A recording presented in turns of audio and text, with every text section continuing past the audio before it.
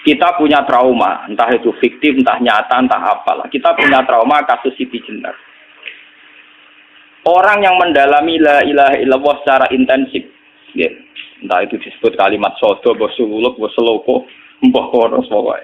Orang yang memahami la ilaha illallah secara intensif, itu pasti menuju ilmu hakikat. Dan menuju ilmu hakikat pasti ngalami hakikat yang khoyali. Ini ruang tenan ini. Hakikat yang nopo? Khoyali. Dan hakikat yang khoyali ini mulai menipu. Ya, kalau sudah begitu ruwet. Misalnya ngeten ya. Ketika kulon moco nggih diskusi ini utai perdebatan ini kali jago besi jenar. Saat itu ada Sunan Bonang juga. Kamu sujud pakai apa kali jaga? Ya pakai jasad. Dari Siti Jenar. Daging kamu itu hanya onggokan daging. Nanti itu jadi bangkai. Dan setelah jadi bangkai itu habis. Kamu nanti ditulis Tuhan tidak termasuk yang sujud. Kebuat yang mbok sujud itu bentek. Mikir kan juga. Rugi ke sujud be bathuk be tangan. Jasad tem sampean iku entek. Ora ana sing crita kowe nak sujud mergo jasad itu mbok sampean dadi bang. Lah nek ngono sujud ning hakikat ora usah bathuk, ora usah tangan, ora usah sikil, yo rohom iku lho kon sujud be pangeran. Nak sujud be fisik ku rugi wong fisik sampean. Mikir kali itu. Orang bolak-balik kali Joko mantan wali preman terus jadi debat pusing. Siti Jenar tahu belajar tak tahu menang Irak. Yang jelas yang mulang gak satem orang menangis.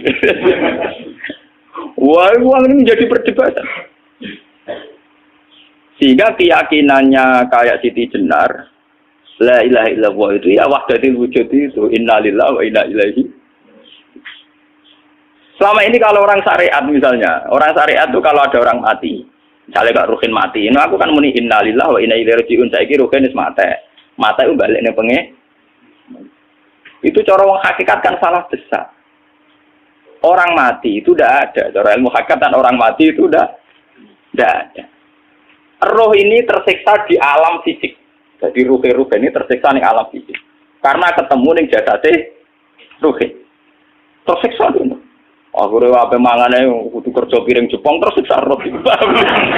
Asal roti memang tersiksa. Misalnya kiai pemangan udah kudu pidato 2 jam bareng tersiksa. Roti kenapa? Tersiksa. Mergo ora buta mangan, ora buta ngombe, tapi gara-gara melok fisik. Paham ya? Lho itu nanti ketawa rai bener. Lah kula boten. Zaman betul loh, guru waras maksudnya ya. Artinya waras secara akademik karena ada referensi, ada marojek, ya. Waras secara hakikat. Kulo nu mau merasake sampean wis ilmu hakikat. Artinya saya juga ngalami ilmu hakikat. Lan ketika sing aran hikam, wong ora tau muka safar rasa jadi ulama. Terus entah sekian detik ulama itu harus pernah muka safar. Biar merasakan ilmu nopo ada. Tapi ilmu hakikat itu bisa dilogikakan sebelum sampai secara musyahadah.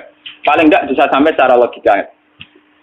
Manusia itu mulai Nabi Adam sampai sekarang itu kan punya roh. Dan roh itu tidak makhluk. Ya, roh itu tidak makhluk. Ketika roh itu diletakkan di jasad, dia itu tersiksa. Karena ketika dia ke jasad fisik, namanya mengalami keterpisahan dengan yang abadi. Dia ini yang jasad fisik, tersiksa. Karena dia harus di alam yang kasat mata, alam mulki. Tersiksa. Ketika dia tersiksa, semelok ruhin, akhirnya dia mangannya kangelan, akhirnya lesu, mangan. Padahal roh gak butuh mangan, perlu dicatat, roh gak butuh. Ora butuh gunung kidul barang kan ora butuh rapi. Paham kan? Ora butuh cinta, ora butuh pegatan, ora butuh macam-macam. Paham? Tapi karena dia nemplek jasad sing butuh mangan, butuh rabi, butuh wedoan macam-macam. Akhirnya roh tersiksa. Suatu saat kalau roh ini dalam bahasa manusia mati, ini dalam bahasa manusia mati. Ini hakikatnya roh itu tidak mati, dia kembali ke habitatnya. Ini disebut innalillah. Kita ini dari awal ya dengan Allah. Wa inna ilaihi juga kemudian nanti kita pasti kembali ke Allah. Dan itu diyakini betul oleh orang wahdatul wujud. Jadi kalau roh mati itu ya tidak ada mati. Terus sekarang itu kembali karena sudah lama mengalami keterpisahan mergo melok fisik-fisik dan ono kerja dasinan, ono nggo proposal ruwet roh melok. Paham itu? Kita di roh itu napa melok ruwet. Lah roh ya tersiksa aku ora butuh mangan, ora butuh proposal bocah ngalor. Itu tersiksa. Makanya dalam cerita-cerita Jalaluddin Rumi yang otentik di kitab-kitab begitu. Ketika beliau mau meninggal, muridnya itu nangis. Dari Jalaluddin Rumi, kamu jangan nangisi saya ini mau pesta, saya ini mau pesta perkawinan. Kamu tidak merasakan penyesalan saya. Saya ini lama menyesal karena harus hidup bersama kamu. Terus saya ini tersiksa karena ngalami alam yang rusak, yang fana. Alam yang fana. Harusnya roh saya itu di alam abadi, bukan di sini. Maka jangan tangisi kematian saya. Kematian saya adalah kembalinya roh ke habitatnya. Semenjak itu kematian dianggap malam perkawinan. Karena roh kembali. Walhasil nguniku cara ilmu tasawuf bahasa Arab jenenge wahdatul wujud, kena Jawa Yogyakarta Solo kok adanu jenenge manunggaling kawula. Mergo sing rawan ngono rugen to, Pak. Nek tak terangno detail. Dadi bathuk mesti iki buku sujud kan niku sampeyan ilang. Dadi seksine serawon ngawur cara teorine sinten Siti? Rugi kowe. Sedari ya gendo. Lah kali coba mantan preman jak debat terus ora ngono mbok terus tak pateni kowe. Lah debat iki ora iso. Premane kumat. Ya ta preman jak debat ilmi. Ngono ku model. Kali Joko yo ora salah, dhisik dina Umar nggih ngoten. Soal Umar sahabat top, lha jak debat atau milih tak patenane ya Rasulullah. Gak iso dene ilmiah. Mantar preman pasar rukat terus jadi sahabat top. Debat yang milih mate. Ada wonten cerita wong Yahudi njaluk keputusan Nabi. Bareng wis diputusno Nabi cek mamang. Ndak tenang keputusane ngono dalam sengketa duniawi. Bariku takok ya Ali. Ya Ali, aku mau sowan ning Nabi Muhammad. Dikai keputusan Nabi mamang cara kowe pilih. Sampai Ali dikai keputusan persis kanjeng Nabi. Cek mamang meneh takok Umar. Apa marah aku mau singgone Muhammad, singgone Ali, kayak keputusan kok mamang mar.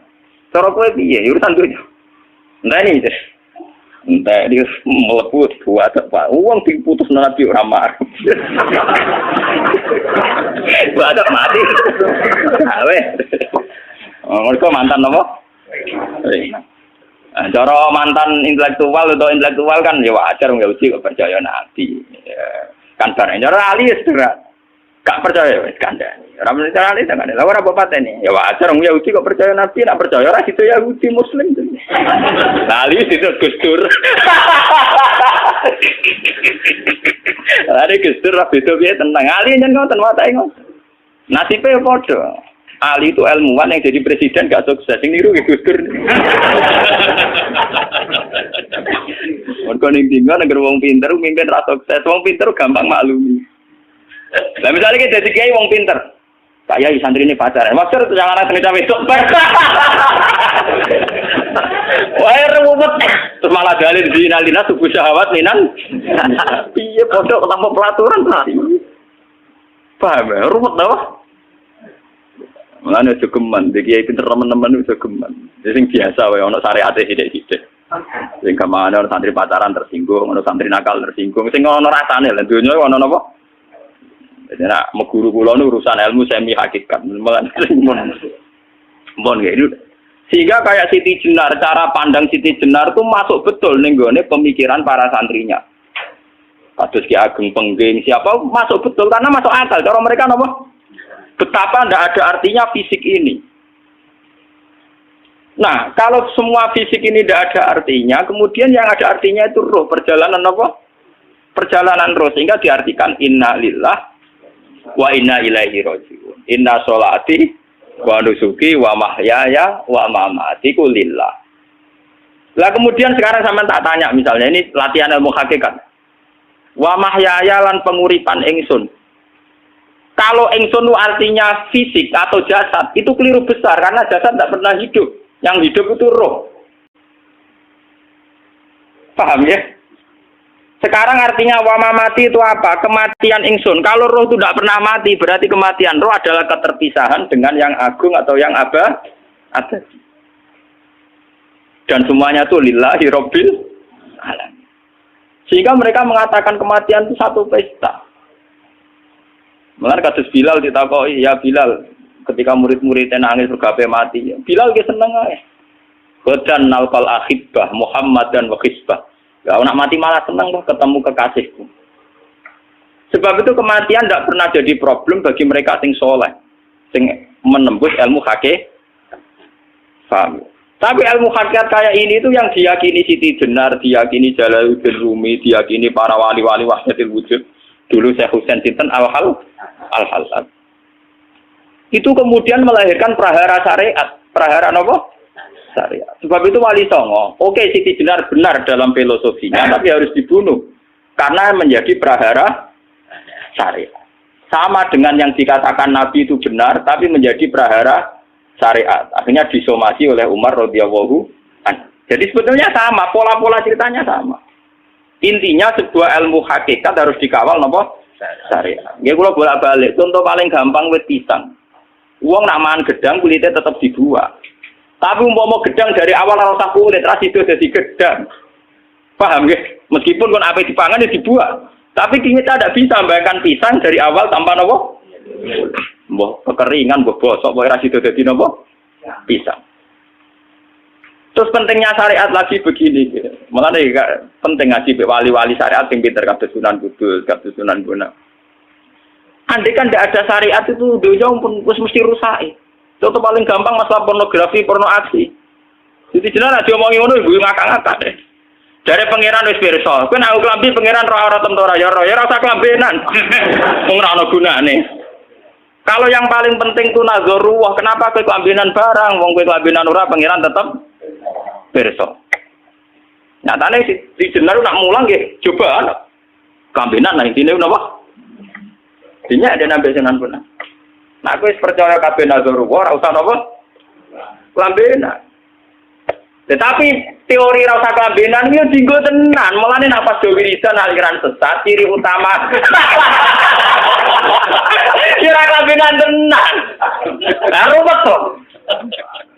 Lho iki tenan iki cerita. Iki pentingnya ngaji nggih. Ben sampean ngerti variasi riwayat kemudian kita orang syariat harus kayak apa, kemudian kenapa menjadi aliran wahdatil wujud.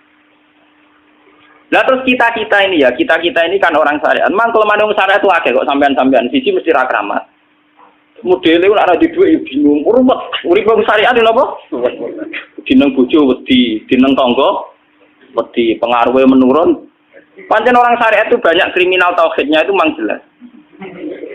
Malah kiai-kiai fikih nak ketemu kiai-kiai sing setengah jadah pasti mergo iso nebak atine. Dene meriang langsung. Sing kiai ora tau salat keramat padahal ngambungan wong. Sing dina salat pas waktu kok ora tau keramat. Wong ape buah utang tanggane keramat apane?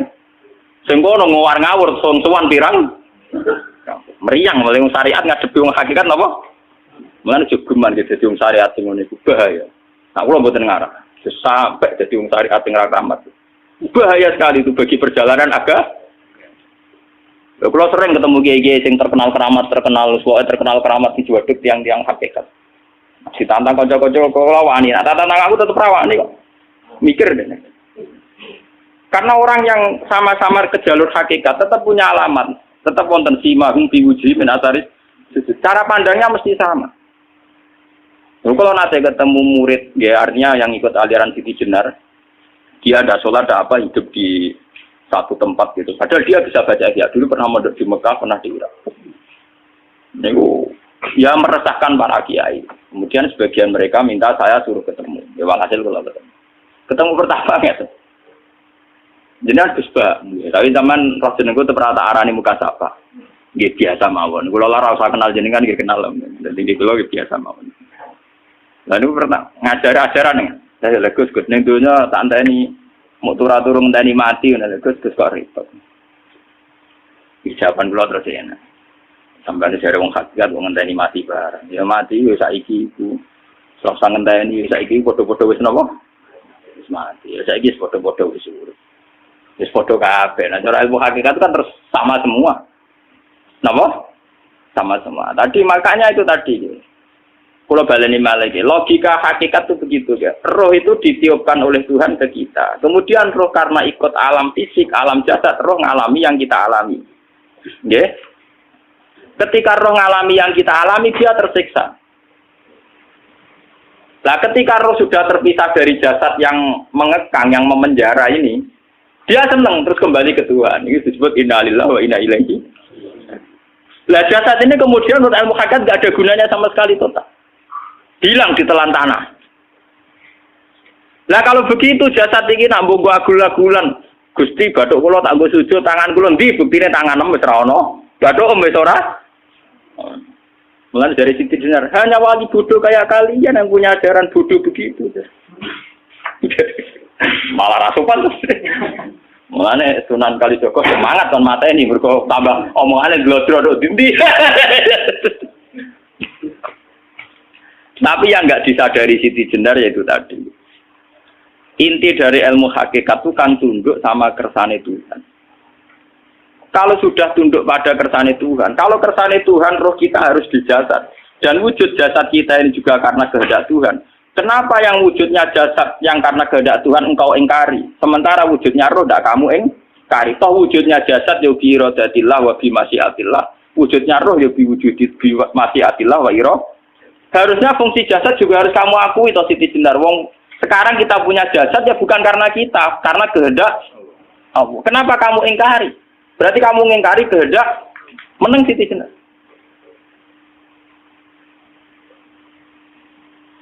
Makanya hakikat yang pertama saya itu pasti khayal. Lah Siti Jenar itu hakikatnya baru yang sampai khayal itu.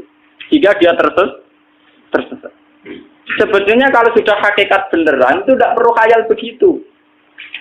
Artinya tidak perlu khayal jasad kita yang senajan ora ana gunane ini. Tetap piye wae wujudnya karena kehendak Allah. Juga kita harus terima.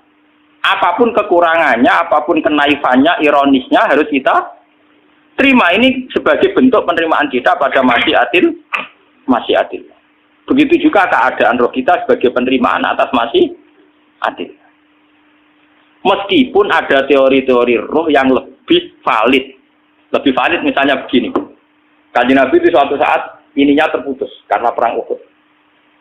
Itu Kanjeng Nabi dolanan drijine ini. Napa cara niki napa jari jemari ini Nabi putus. Iki dolanan. Jadi Nabi sendiri kadang sering ngajarkan ilmu hakikat. Hal lagi illa usbun udmiyat wa fi sabilillahi ma laqitu. Kowe ora trimo fisik, bentuk fisik jari jemari sing ditebir berdarah. Tapi nak kowe wis fi sabilillah ayo wis balik ning habitatem. Sehingga kenapa para sahabat itu ketika dicincang, ketika putus tangannya, putus kakinya, sahabat yang usul ke ilmu hakikat itu malah senang. Karena jasad kita ini kan ila sabilillah menuju jalan Tuhan. Sekali dia sudah terluka fisabilillah itu sudah menemukan formatnya. Cara teori Cina bisa menemukan formasinya. Paham gitu? Orang kok malah ngeluh itu berarti goblok kita ngeluh. Paham no? Paham apa? Jadi, makanya Nabi ngertikan ya itu sudah ketemu formatnya. Ketika rohnya para syuhada nanti kembali ke Tuhan, ya ketemu formatnya lagi. Itu disebut wala taqulu lima yuqtalu fi sabilillahi amma. Dia tidak mati sesuai formasi awal, yaitu roh kembali ke Tuhan dan jasad ikut mengawal. Nah itu Nabi kadang ya pakai ilmu hakikat begitu. Mulane kula bolak-balik matur, kula nunggis mulai umur 20 tahun napa pinten. Kula asline nggih gadah penyakit dan ekstrim penyakit saya. Sampai saat ini kalau nak ngobatno ndak lebih 50%, karena saya tetap berpikir. Misalnya cara syariat kan berubah, tapi cara hakikat apa betul keberadaan saya di alam ini penting. Sehingga aku kepengen urip tak bela-belani ngantek ndak atusan juta. Jangan-jangan penting mati ikut timbang urip. Lah nak ngono lha apa tak bela-belani? Ndak atusan juta. Jadi misalnya kita berobat ya mau, ya dari Nabi kan berobat ya berobat. Pokoknya kita Islam kan ini mau geruda-gerudu, kadang orang paham. Sekali kamu mengamati dengan sisi hakikat, coba sekarang sampean pikir, coba sekarang nggak pakai logika hakikat, pakai logika syariat saja. Saya ini misalnya asetnya 10 juta, misalnya, ya, saya punya aset 10 juta. Tapi misalnya aku rugi nawan atau dipengaruhi di masa depan sama nih, kalau pulau kan soalnya cara teori di masa. Misalnya pulau rugen, artinya kere di duit 10 juta aset. Tujuan saya sembuh kan supaya aku iso sembuh sehat, engkau iso kerja untuk anak. Tapi karena saya sakit nanti operasi tidak 10 juta. Operasi tidak 10 juta. Wong aku repair mesti iso marisi anak. Apa mana nak duit 10 juta, tak ada gue berobat, malah jelas ra iso marisi. Lah nak ngono penting matiku ya dibagi 10 juta. Karwan iso diwaris langsung. Sementara anak aku mari dibiayai 10 juta, orang mesti mari 10 juta mesti entek. Artinya tidak ada jaminan kalau berobat itu secara visi ke depan lebih baik. Soalnya malah ngentekno donya nggak jelas akibat positifnya. Misalnya tetap lumpuh, duit teori loh. Bahwa artinya apa? Teori hakikat tetap lebih benar bahwa hidup itu tidak ada artinya. Semua itu tidak ada artinya. Berobat apa berobat semuanya tidak ada arti. Teori loh gini. Sehingga kalau kita tengah-tengah aja tengah-tengah. Kasus kula misalnya loro nggih berobat. Gusti separuh kalau ngelakoni syariat, tapi sebagai kalau ulama kekeh, separuh kalau lakoni apa? Jadi kalau tetap buatan ngarah obat 100%. Tapi orang ngarah berobat, orang kalau tiang apa? Syariat. Tapi memang faktanya itu begitu. Cara Kanjeng Nabi kadang Kanjeng Nabi berobat.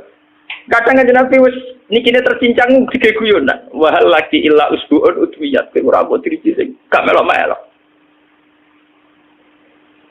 Nah, bukti bahwa jasad ini begitu tidak penting. Kayak Sayyid Hamzah. Menurut Sayyid Hamzah nganggep wahyu bentone ra karuan. Kalau teori Siti Jenar itu benar, teori Jalaluddin Rumi benar teorinya ya, orang kok ra salate lho nggih, maksudnya kok nganut ra salate. Benar cara analisis roh. Ketika Sayyid Hamzah dinyatakan mati oleh manusia, oleh hukum manusia dinyatakan mati karena dia sudah tidak bergerak. Dalam teori hakikat kan rohnya Sayyid Hamzah sudah fi khawasili tuyurin khudrin. Rohnya sudah diambil Tuhan. Tidak mati, paham ya? Ketika rohnya Sayyid Hamzah sudah diambil, jasad ini sudah tidak punya rasa. Sekarang secara syariat kasat mata kita tahu, wong jasad nak diinfus, di sayat-sayat dioperasi orang kroso. Apa meneh saiki ruhe wis bisa. Lah ya jasad itu cek gampange, dioperasi dibius saja terus tidak kerasa. Apalagi rohnya sudah diambil. Nah saiki bayangkan. Ketika Sayyid Hamzah itu sudah di atas, ini kira-kira dulu Wahsi rak wong bentuk. Lho wong kok baca igabus. Ketika jasad benar-benar tidak penting, kemudian jasadnya Sayyid Hamzah kan dicincang oleh Wahsi. Ketika rohnya sudah diambil kan Hamzah tidak merasakan. Berarti Sayyid Hamzah guyu-guyu Wahsi. Wahsi cek bentuk nih gabus itu dicincang. Paham ya? Lho ini tenang. Artinya ketika pandangan manusia iba kepada Sayyid Hamzah karena dicincang, dimutilasi oleh Wahsi tidak ngalami Pak Sinten, Sayyid Hamzah tidak ngalami apa-apa karena rohnya sudah bersama Tuhan. Dan iso wae Sayyid Hamzah malah guyu-guyu Wahsi. Cek gobloke, gabus kok dicincang. Lah nak ngono rak mirip, makanya dalam hal ini itu dalam teori roh itu sebetulnya Siti Jenar tidak sesat dalam teori roh. Tapi jangan katakan itu penemuannya Siti Jenar. Siti Jenar itu terlambat. Sebelum itu ada Husain Al-Khallas. Sebelum itu ada Jalaluddin Rumi. Sebelum itu juga ada sahabat, ada Nabi. Cuma cara aplikasinya Siti Jenar melenceng. Jadi jangan katakan kok tak kampus-kampus. Itu pendapat Siti Jenar itu malah goblok meneng. Siti Jenar itu sanut. Paham? Maksud apa? Wes sanut. Nah, teori yang sama terjadi pada Yesus Kristus. Ketika Yesus misalnya secara lahir dicincang, dimutilasi, diapakan oleh orang Yahudi. Sebetulnya rohnya dia sudah bersama Tuhan, kembali ke Tuhan Bapa, nah cara Kristen. Nah cara Islam ya balik ini pangeran. Andaikan itu iya, itu ya ada masalah karena hakikatnya dia tidak dicincang, tidak dibunuh. Andaikan iya lah, tentu menurut Islam yang dibunuh Yudas atau siapa itu yang masuk bialah. Tapi sama sebetulnya teorinya sama, kalaupun iya ada masalah. Oke, kalau misalnya Nabi Isa karena ada kontroversi menyangkut dia atau Yudas. Sekarang yang Zakaria dan ya Zakaria Yahya itu dicincang betul oleh orang Yahudi, matinya dimutilasi. Tapi dia tidak apa-apa. Karena ketika beliau dicincang, rohnya sudah diambil. Ini rumah tenan kan, bener untuk kendel mati paham kan ya. Jadi maksudnya ini kalau ajari, nak mati itu tidak problem. Ini kalau urip mati loh. Nah ini bersamaan paham ya. Kaitan la ilaha illallah ini nanti semuanya sama kaitan sama apa? La ilaha illallah. Ini nanti ujungnya sama dengan la ilaha illallah. Begitu juga seterusnya. Misalnya Yahya kalian sinten? Zakaria. Ketika Tuhan ditanya, jadi tenggene alam malakut pengiran ditakok, ya Allah, Yahya dan Zakaria itu kan hamba pilihan engkau. Ketika dicincang kok jenengan biarkan. Endi Yahya Zakaria dicincang? Aku iku ora goblok dari pengiran.